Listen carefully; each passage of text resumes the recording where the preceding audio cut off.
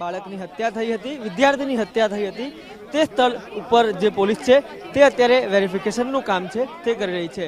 ખાસ કરીને કાયદાની દ્રષ્ટિએ તમામ બાબતો છે તે પુરવાર કરવાની રહે છે અને જે કાયદાકીય વ્યવસ્થાના ભાગરૂપે આ પ્રકારનું કાર્ય છે તે પોલીસ કરી રહી છે. જે પ્રકારે 2 દિવસ અગાઉ અહીંયા જે અન્ય રાજ્યમાંથી ગુજરાત ભણવા આવેલો વિદ્યાર્થી છે તે પસાર થઈ રહ્યો હતો, માથાકૂટ થાય છે અને ત્યારબાદ આવેશમાં આવીને જે પોલીસ કોન્સ્ટેબલ છે તે તેની નિર્દયતાથી છરી મારીને હત્યા કરી દે છે. આ તમામ બાબતો બાદ જે અત્યારે પોલીસ છે તે તમામ પ્રક્રિયાઓ છે તે કરી રહી છે. કેમેરા પર્સન દીપક સેન સાથે રોનક વર્મા, TV9 અમદાવાદ.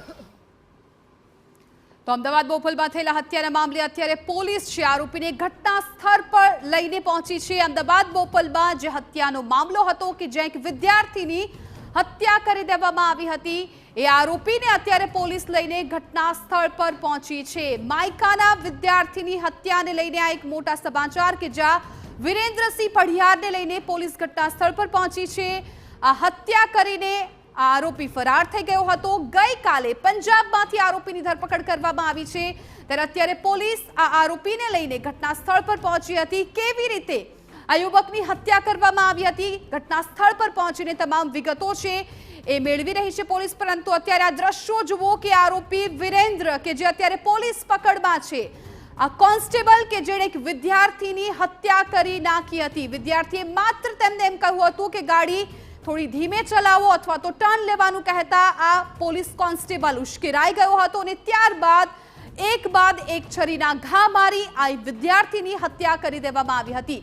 મહત્વપૂર્ણ છે કે આ વિદ્યાર્થી કે જે બહારથી ભણવા આવ્યો હતો, અન્ય રાજ્યનો આ વિદ્યાર્થી હતો, ઉત્તર પ્રદેશમાંથી તેઓ ગુજરાતમાં ભણવા આવ્યો હતો, માયકાનો વિદ્યાર્થી. પરંતુ આ વિરેન્દ્રસિંહે આ વિદ્યાર્થીનો જીવ લઈ લીધો છે અને અત્યારે આ આરોપીને લઈને પોલીસ ઘટના સ્થળ પર પહોંચી છે.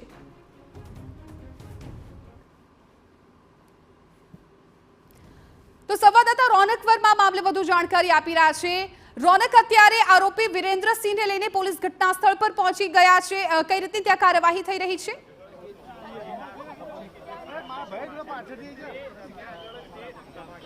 જે બિલકુલથી 2 દિવસ અગાઉ જે પ્રકારે માયકાના વિદ્યાર્થીની હત્યા કરવામાં આવી હતી અને ત્યારબાદ જે આરોપી છે તેને પકડી લેવામાં આવ્યો છે. આપ સીધા જ દ્રશ્યો જોઈ રહ્યા છો બોપલથી કે જ્યાં આગળ જે ઘટના ઘટી હતી, જે પ્રકારે ઘટના ઘટી હતી, જ્યાં બબાલની પ્રથમ શરૂઆત થઈ હતી, ત્યાં પોલીસ દ્વારા જે કાર્યવાહી છે સ્થળ વેરિફિકેશન એટલે જે કાર્યવાહી છે તે કરવામાં આવી છે અને ત્યારબાદ થોડીક આગળ જે માથાકૂટ વધી હતી અને માથાકૂટ વધતાની સાથે જ જે આરોપી તમે દ્રશ્યમાં જોઈ રહ્યા છો તે જ આરોપી દ્વારા જે છરી કાઢીને જે મૃતક છે તેને મારવામાં આવી હતી.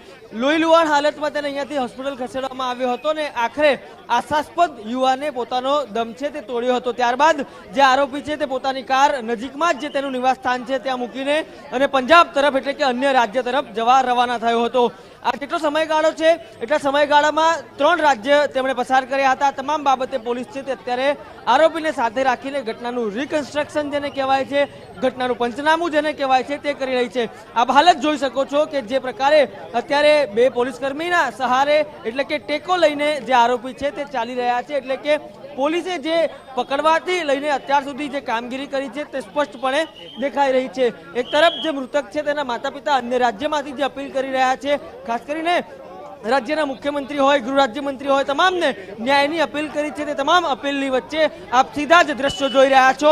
અમદાવાદનો બોપલ વિસ્તાર, પોશ વિસ્તાર કે જ્યાં એક આશાસ્પદ યુવાનની હત્યા કરી નાખવામાં આવે છે અને હત્યાના થોડાક જ કલાકોમાં જે અન્ય રાજ્યોમાંથી આરોપી છે તે ભલે પોલીસ કર્મી છે પરંતુ તેને પકડીને શું વ્યવસ્થાઓ કરવામાં આવે છે તે આપ દ્રશ્યમાં જોઈ રહ્યા છો. અને આ જ પ્રકારે પોલીસ છે તે સતત કામગીરી કરશે અને જે પણ આરોપીને એ ચાહે ધરપકડની વાત છે, એ ચાહે મેડિકલની વાત છે, તમામ બાબતો ઉપર તપાસ કરીને એક તરફ એ પણ વાત છે કે આરોપી છે તે દારૂ પીધેલી હાલતમાં હતો કે કેમ, તેની સાથે કોણ કોણ હતા. આ ઉપરાંત જ્યારે તેને પંજાબથી પકડવામાં આવ્યો છે ત્યારે પંજાબ પહોંચાડવામાં તેને કોણે કોણે મદદ કરી છે, કેટલા વાહનો બદલ્યા છે. એટલે કે આ તમામ પાસાઓને આધારે એક પંચનામું તૈયાર કરવામાં આવશે અને પંચનામું કર્યા બાદ જે આરોપી છે તેના વિરુદ્ધ કાયદેસરની કાર્યવાહી છે તે પણ કરવામાં આવશે. આ દ્રશ્ય જો, આ એ જગ્યા છે જેના ઉપર જે વિદ્યાર્થી છે તેને માર મારવામાં આવ્યો હતો.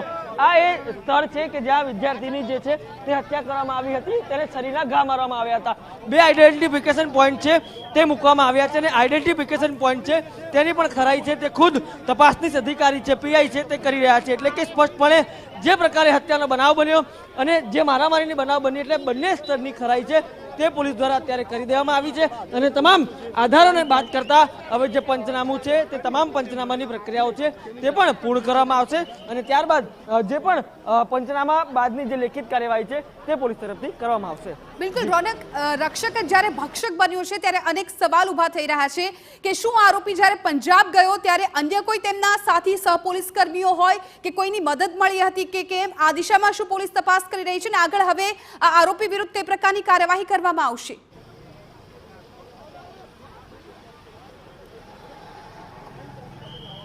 જી બિલકુલથી જ્યારે આ ઘટના આ સમયે ઘટી આ સ્થળ ઉપર ઘટી ત્યારે તેની સાથે કોણ કોણ હતું તે દિશામાં અત્યારે તપાસ થઈ રહી છે.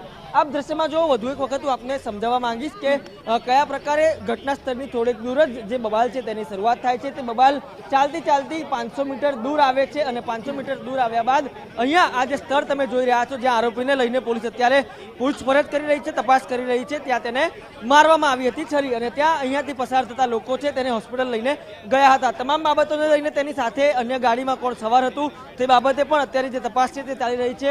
અન્ય એક પોલીસ કર્મી છે કે અન્ય કોઈ મિત્ર છે તેમના તે અંગે દિશામાં પણ તપાસ ચાલી રહી છે અને આ જ ઘટના સ્થળથી 500 મીટર દૂર જે આરોપી છે તેનું ઘર આવેલું છે.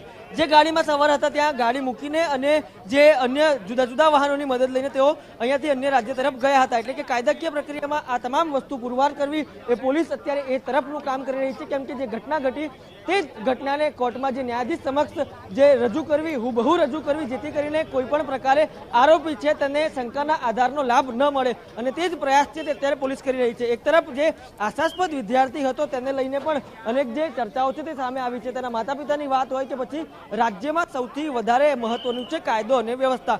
કાયદો અને વ્યવસ્થા જાળવવાનું કામ પોલીસનું છે પરંતુ જે પ્રકારે અવારનવાર હત્યાના બનાવો સામે આવતા રહે છે ત્યારે સ્વાભાવિક છે પોલીસની જે છબી છે તે પણ ખરડાય છે પરંતુ આ જ છબી સુધારવા માટે ક્યાંક ને ક્યાંક જે પોલીસ છે તે સતત પ્રયાસ કરી રહી છે અને તેનું જ ઉદાહરણ છે જે આરોપી છે તેની અત્યારની હાલત. એક તરફ જે પંજાબ રાજ્યમાંથી તેની જે ધરપકડ છે તે કરવામાં આવી છે, બંને હાથ છે તે દોરડાથી બાંધી દેવામાં આવ્યા છે, તેની ટી શર્ટ છે તે થોડી થોડી ફાટેલી અત્યારે જે નજરે પડી રહી છે. આ ઉપરાંત તપાસનીશ અધિકારી તરીકે જે પીઆઈ કક્ષાના અધિકારી છે તે અત્યારે તેની પૂછપરછ કરી રહ્યા છે. તેમની સાથે રાઇટર છે તે જે આપવીથી જણાવી રહ્યા છે તે લખી પણ રહ્યા છે. એટલે કે સ્પષ્ટપણે જે ઘટના ઘટી એ ઘટના બાદ જે મૌખિક જે અવલોકન છે તે આરોપી દ્વારા કરાવવામાં આવી રહ્યું છે ને પોલીસ ઇન્સ્પેક્ટરની હાજરીમાં આ તમામ લખાઈ રહ્યું છે. આ જો આપ જે લેખિત જે વસ્તુઓ તૈયાર કરવામાં આવી રહી છે તેમાં પણ લખવામાં આવી રહ્યું છે ગુનાની માહિતી, કયા પ્રકારે ગુનો છે તે થયો, કયા પ્રકારે જે મારામારી છે તે થઈ. પરંતુ ખૂબ અગત્યની વાત એ છે કે જે પ્રકારે ઘટના પરમ દિવસે ઘટે છે અને પંજાબ સુધી જે આરોપી છે તે પહોંચી જાય છે અને આ તમામ બાબતો બાદ પણ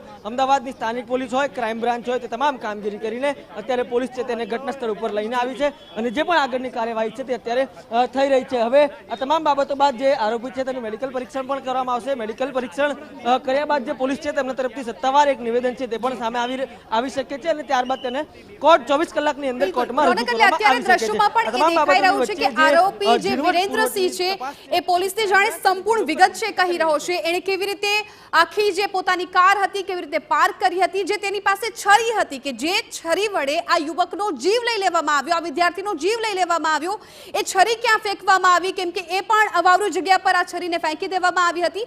એટલે અત્યારે આરોપી પણ સંપૂર્ણ રીતે સહયોગ આપી રહ્યો છે પોલીસને સમગ્ર જાણકારી આપવામાં પણ કેમ કે પોલીસે તમામ વિગતો એ ઇશારા દ્વારા પણ સમજાવી રહ્યો છે અને કહી રહ્યો છે કે આખી ઘટના કેવી રીતે બની હતી. રોનક, જી બિલકુલ જે પ્રકારે જે છરીથી હુમલો કરવામાં આવ્યો હતો, જે છરી ક્યાં છે અત્યાર સુધી સત્તાવાર રીતે સામે નથી આવ્યું. પોલીસને તે મળી છે કે નહીં તે પણ ખ્યાલ નથી આવ્યો પરંતુ જ્યારે કોઈ પણ ઘટનાના આરોપીને પકડવામાં આવે છે ત્યારે તેને 24 કલાકની અંદર રજૂ કરવામાં આવે છે અને પોલીસે એ 24 કલાક દરમિયાન શું કામગીરી કરી તે પણ કહેવામાં આવે છે. જે છરીથી હુમલો કરવામાં આવ્યો હતો તે છરી પકડાઈ છે કે નહીં તે થોડી વારમાં સત્તાવાર કહેવામાં આવશે. જો પકડાઈ હશે તો નહીં તો કોર્ટમાં તે જ મુદ્દાને આધાર રાખીને રિમાન્ડ માંગવામાં આવશે. બીજી તરફ આપ જે સહયોગની વાત કરી રહ્યા છો તો સ્વાભાવિક રીતે હત્યાનો જે ગુનો છે તે અમલમાં આવ્યો છે અને જ્યારે પોલીસ એક આશાસ્પદ યુવાનની હત્યાના મામલે જ્યારે તપાસ કરી રહી હોય ત્યારે જે આરોપી છે તે સહયોગ કરે કે ન કરે, પરંતુ જે હકીકત છે તે પોલીસ ગમે તે પ્રકારે યેનકેન પ્રકારે મેળવવાનો જે પ્રયાસ છે તે કરતી હોય છે અને આ જ જે બાબત છે તે દ્રશ્યો છે તે સાબિત કરી રહ્યા છે. દ્રશ્યો જ કહી રહ્યા છે કે જે પ્રકારે 2 દિવસ અગાઉ નશામાં ધૂત જે પોલીસ કોન્સ્ટેબલ હોય છે કે કેમ એ ચાહે રક્ષક હોય, પરંતુ જ્યારે એ કાયદો અને વ્યવસ્થાની વાત આવે છે, ન્યાયની વાત આવે છે અને જ્યારે એ કાયદો વ્યવસ્થા સાચવવાનો રક્ષક આરોપીની પરિભાષામાં આવે છે ત્યારે તેની આ જ હાલત થાય છે. એ કાયદો અને વ્યવસ્થાની સ્થિતિ જાળવતા લોકો જ અત્યારે સાબિત કરી રહ્યા છે. એ જ ગુજરાત પોલીસનો જવાન છે જેણે હત્યા કરવામાં આવી અને એ જ ગુજરાત પોલીસના જવાનો છે અત્યારે એ કાયદો અને વ્યવસ્થા પાછી વ્યવસ્થિત કરવાના જે પ્રયાસ છે તે કરી રહ્યા છે. આ તમામ બાબતોની વચ્ચે જે માયકામાં ભણતા વિદ્યાર્થીની હત્યા કરવામાં આવી હતી તે બાબતની તમામ આપવીતી છે અત્યારે આરોપી છે કે પોલીસને કહી રહ્યો છે અને આ તમામ બાબતોને આધાર રાખીને જે રિપોર્ટ છે તે તૈયાર કરવામાં આવશે. દેખાઈ રહ્યા છે કદાચ આ કોન્સ્ટેબલને ક્યાંક એ આખી જે તેને ઘટના કરી છે એ ઘટનાને લઈને પોતાને પણ ક્યાંક ડર છે, દુઃખ છે એવું લાગી રહ્યું છે, કેમ કે દ્રશ્યોમાં જોઈ શકાય છે કે આરોપી છે ત્યાં પોલીસની હાજરીમાં રિકન્સ્ટ્રક્શન માટે પહોંચ્યો છે ને આરોપી પણ રડી રહ્યો છે. કદાચ એ આખી જે હાલતમાં હતો ઉશ્કેરાઈને તેનાથી આખો જે હત્યાનો બનાવ છે બની ગયો હશે, પરંતુ હવે આ આરોપીને કડક સજા આપવી પણ એટલી જ જરૂરી છે, કેમ કે અત્યારે આખા જે વિદ્યાર્થીના પરિજનો છે એ આખો પરિવારના આંખમાંથી આંસુ નથી સુકાઈ રહ્યા.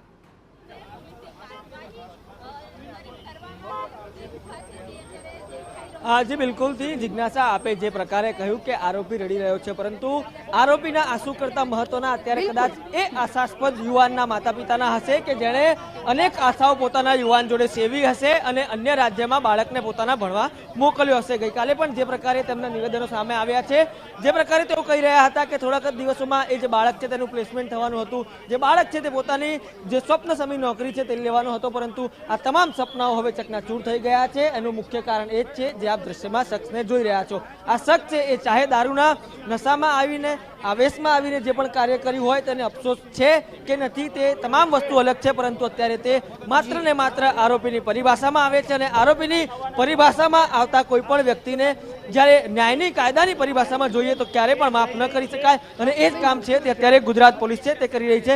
ગુજરાત પોલીસના જવાનો અત્યારે તમામ પંચનામાનું કાર્ય લગભગ પૂર્ણ કરી ચૂક્યા છે, સ્થળ તપાસ પૂર્ણ કરી ચૂક્યા છે અને આ તમામ બાબતોની વચ્ચે હવે પોલીસ અહીંયાથી લઈને રવાના થઈ રહી છે અને જે પણ સત્તાવાર નિવેદન છે તે પોલીસ દ્વારા કરવામાં આવી શકે છે, પરંતુ આ તમામ બાબતો વચ્ચે અત્યારે જે રિકન્સ્ટ્રક્શન છે તે રિકન્સ્ટ્રક્શન લગભગ પૂર્ણ થવામાં આવ્યું છે. આ તમામ બાબતોને આધાર બનાવીને હવે જે પંચનામું છે તે તૈયાર કરવામાં આવશે અને લગભગ આવતીકાલે સવાર અથવા બપોર સુધીમાં આરોપી છે તેને કોર્ટમાં રજૂ કરવામાં આવશે. બિલકુલ રોનક, આભાર સમગ્ર માહિતી બદલ. તો અત્યારે આરોપી વિરેન્દ્રસિંહને લઈને ઘટના સ્થળ પર રિકન્સ્ટ્રક્શન કરવામાં આવ્યું. આ આરોપીને કડકમાં કડક સજા થાય તેવી સૌની માંગ છે, કેમ કે એક આશાસ્પદ વિદ્યાર્થી કે જેનું છરીના ઘા વડે તેની હત્યા કરી દેવામાં આવી, આ વિદ્યાર્થીનું મોત થઈ ગયું. આજે એમના પરિવારજનોની આંખમાંથી આંસુ નથી સુકાઈ રહ્યા અને તેમનો પરિવાર એક જ માંગ કરી રહ્યો છે કે તેમના દીકરાની જે હત્યા થઈ છે તેમને ન્યાય આપવા મળે, તેની આત્માને શાંતિ મળે જો તેને ન્યાય મળી રહેશે. થોડા દિવસ પહેલાની આ ઘટના છે કે માયકાનો વિદ્યાર્થી કે જેને આ કોન્સ્ટેબલે મોતને ઘાટ ઉતારી દીધો હતો. હવે આગળ આ કોન્સ્ટેબલ વિરુદ્ધ કડક કાર્યવાહી થાય તેવી જ પરિવારજનોની માંગ છે.